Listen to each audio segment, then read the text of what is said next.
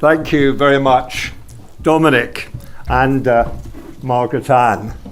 And indeed, it's a great honour and privilege to be asked. This is the timer to make sure I don't go on too long. Thank you. It's an honour and a privilege to be asked to do this anniversary address. And a real joy to see so many of you who've worked here, who have learnt here, and who have benefited from this very, very special community. And a special welcome and welkom and good morgen to our Dutch friends.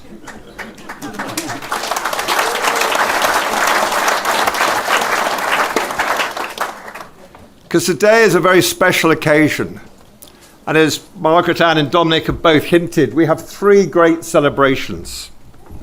Firstly, 35 years since the doors opened here, and the McCanns came north back to part of the McCann roots north of the border, and Castle Craig was opened. Secondly, as they said, it's the 40th anniversary from Cloud's House, since they embarked with a very young family on changing the face of addiction treatment. First in England, then in Scotland, and now, growingly, right across Europe. What a journey. My wife and I had the privilege of meeting them, and I shall never forget, it was a spring day in 1983, when at Cloud's House, all the daffodils were out, when Victoria was one, and Dominic was still on his journey to be born. In those days, we ran the training, and at that stage, the whole 12-step model of residential care was just beginning within the UK. And we so much enjoyed working with the very first counsellors and therapists back at Cloud's House. And at that time, as Margaret Ann said, I'd been working with therapeutic communities for about 8 years. And I think if it hasn't been historically thrown away, there's still a video of me as a very young psychotherapist doing a talk about therapeutic communities and their role in addiction treatment. And there's a big difference between a community in which therapy happens and a therapeutic community. For in a therapeutic community, everyone is not just there for their own learning, their own healing, and their own well-being, but also learns that part of their healing is to care about the learning, the healing, the well-being of others. To learn that it's through healing the community that we heal ourselves. And healing is not just an individual journey. From working with them at Cloud's House, I came and had the privilege of being on the board as a non-exec director here for the first 4 or 5 years, I think it was, Peter, that you were going here. And I got involved in a number of other treatment centres across the UK and abroad. Places like Broadway Lodge in Weston-super-Mare, Broadreach in Exeter, Nelson House, Promise, and indeed helping the first one in Portugal. And then my wife and I spent a marvellous week out in Barbados with Vernon House, another addiction treatment centre that operates right across the Caribbean. And in that time, what I discovered was the biggest challenge for many, because we weren't just working with the therapeutic staff, but I was consulting to a number of these about how they organized the whole organization. And repeatedly, I would discover that the biggest challenge was how do you get the management side and the therapeutic side to work together, to realize that they need to align their work in service of the goal. But here, in working with Peter and Margaret Ann, there was a great benefit because these two sides were married up, both practically and literally married up. And they both brought, Peter and Margaret Ann, very different qualities to the work. Peter brought the 4 F's, and Margaret Ann the 4 C's. So I'll leave it to your imagination now for a moment to think what those were. Peter brought the 4 F's of focus, enormous foresight, fearlessness, and fortitude. The ability to step where others had not stepped before, to take a risk, to go into the unknown, to lead into new areas. And Margaret Ann, the 4 C's, caring, which for all of those of you who've benefited from having her counsel, having her treatment, having her as a doctor would have really experienced. Compassion. Not just caring, but compassion. Clarity and a lifetime's commitment. But what is even more important was what united them. In 2017, just before my own 40th wedding anniversary with my wife Judy, who's here with me today, I wrote a blog. It was called Partnerships Are Not Created by Partners. I thought this was quite a brave thing to write that as a blog just before my wedding anniversary, but we did survive it. And in that blog, I wrote not only about marriages, but about mergers between organizations, about leadership teams. And I said what we have to realize, it's not the partners that create the partnership. It's the purpose that they collaborate to serve together. And one of the things that the marriage of Peter and Margaret Ann has always brought is that sense of not just focusing on themselves or each other or their relationship, but the purpose that they could serve together, that neither could serve apart. And in that notion of focusing on the partnership, focusing on the purpose of the partnership, we all in our relationships can look at not what do I need from Judy, what does she need from me, but what can we uniquely do together that the world out there and the world of tomorrow needs. And indeed, if we're not in a relationship, as an individual, we can focus on asking each of us the question, what can I uniquely do that no one else can do, that the world of tomorrow needs? And a lot of people, when I say that to them, say, but I'm not unique. But if you think about it, nobody occupies the place in God's universe that you occupy. Nobody has the unique mixture of experience that you have, or the location where you live, or the network of connections that you have, or the mixture of personality that makes you you. Each of us has a unique place. Each of us has a unique gift. But we do not create our purpose. We discover it. Like Peter and Margaret Ann, I've started several organizations. None of them did I set out to start.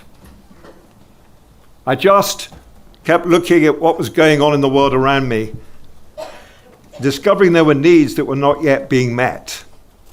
And then I would look around to say, well who's going to step up and do that? And then I discovered that nobody around me was stepping up, and so I had to get on and do it. And that is what Peter's done throughout his life. And that's what each of us can do. Discover what it is we can uniquely do that the world of tomorrow needs.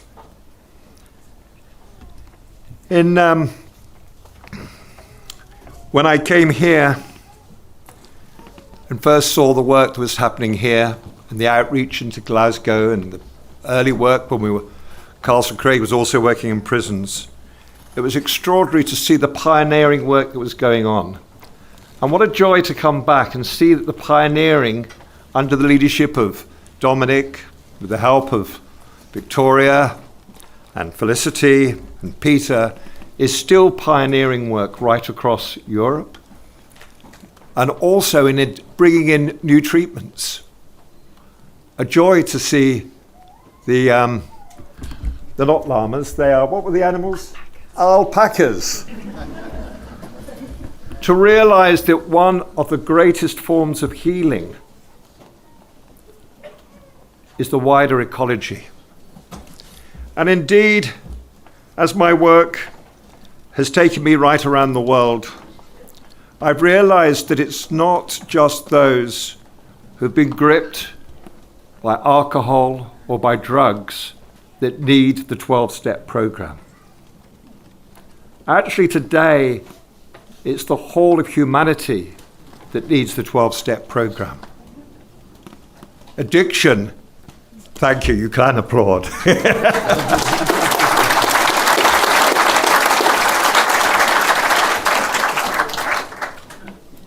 You see, I've been working with the United Nations, seven United Nations global goals for sustainability.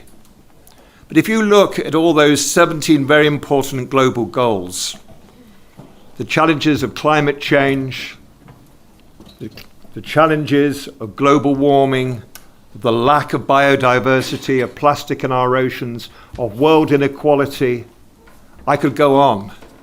Each one of those, at root, is a symptom of the addiction of the human species.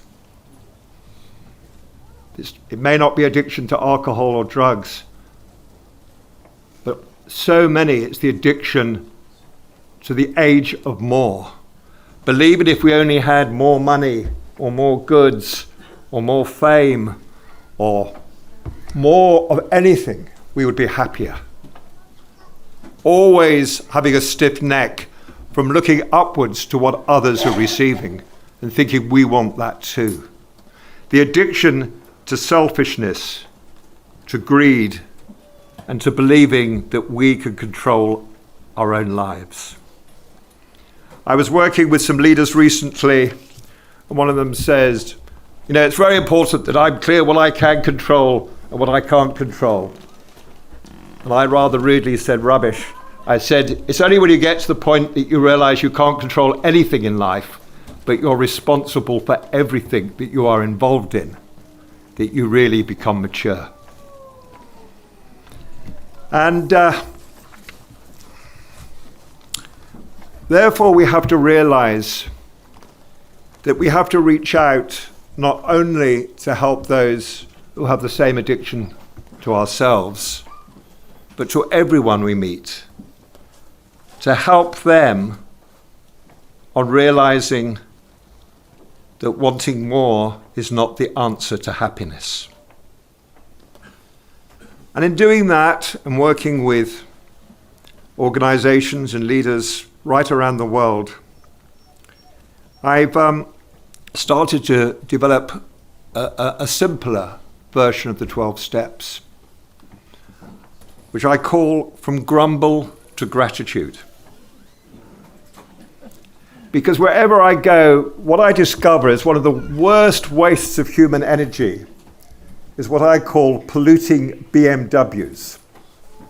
Do you know what a polluting BMW is in the world of human relations? It stands for blame, moan, and whine.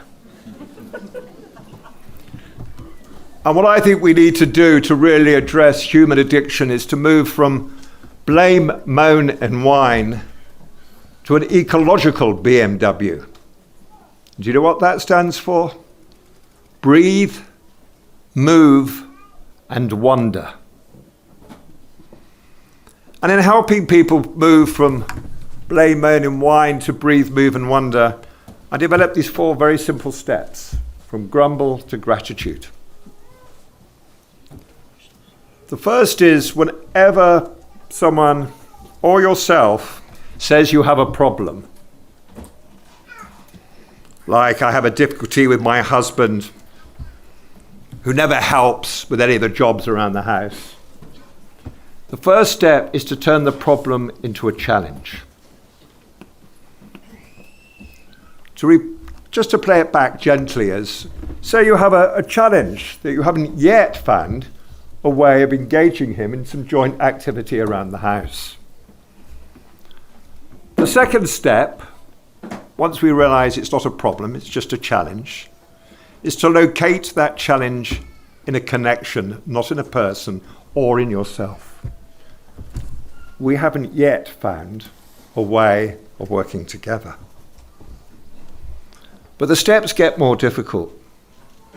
But the third step is to see whatever challenges arrive at your doorstep.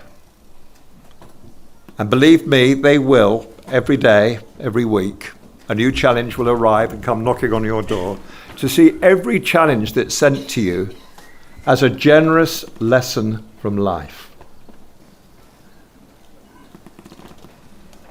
Whatever it is, when the pandemic arrived, and Castle Craig had to think, how do we now cope with ensuring that this doesn't mean we have to either close down or we have a pandemic and we have people catching and dying from COVID, to see that as a challenge. What is the pandemic trying to teach humanity about believing that it is in control of the universe? To see every challenge as a generous lesson from life. And the fourth step, and one of the most difficult, is to find gratitude in your heart for the lesson that life has sent you. Recently, last year, my wife and I were given a generous lesson from life when our eldest granddaughter, who was 13 at the time, while she was staying with us and her parents were having their first, I think, trip away from their two granddaughters, their two daughters, our two granddaughters. Our eldest granddaughter, totally out of the blue, had a spinal stroke. It took 4 days before it was diagnosed. And 4 days after it happened, we discovered she was going to be in a wheelchair the rest of her life at the age of 13. And this was a girl who was very bright and a very, very, very keen sports person.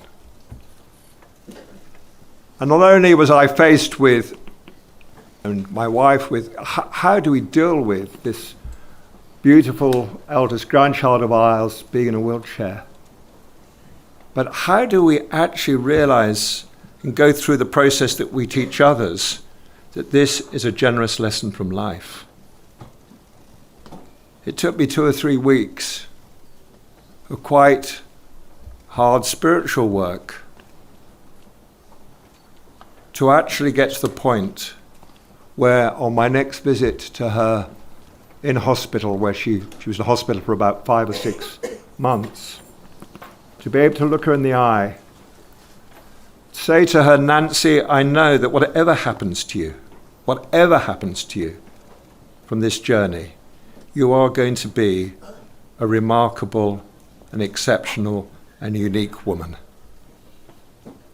And I knew that I said that from my heart, with every fibre of my being, that she could hear that. And boy, is she an extraordinary woman and teacher to us. 1.5 years later, when she is wheelchair racing, doing wheelchair basketball with men twice her size, fearlessly, back at school, having missed 6 months of school and sorting out the school to be the first person they've ever had in a wheelchair and making sure they get their act together, or else she will hold them responsible. And in that has been such a great lesson to realize not just this was a lesson for her, but a lesson for us. That whatever happens to us, life is deciding that that's our next bit of curriculum. One of my great spiritual mentors had a lovely phrase. He said, it's amazing how many of us sign up at the school of life. And we all do, whether we realize it or not. We all sign up at the school of life. But he said, it's amazing how many of us sign up at that school of life, but then spend our lives complaining about the curriculum. We don't get to choose life's curriculum. And the way to happiness is to try and get off your own agenda and start to ask, what is life's agenda for you? And what purpose can you serve that the world beyond you is needing from you? So let me end by just saying blessings to each and every one of you on your journey. May life continue to send you a new challenge every day. And may you find the gratitude in your heart for the generosity of life in keeping us in the school of life. Thank you very much.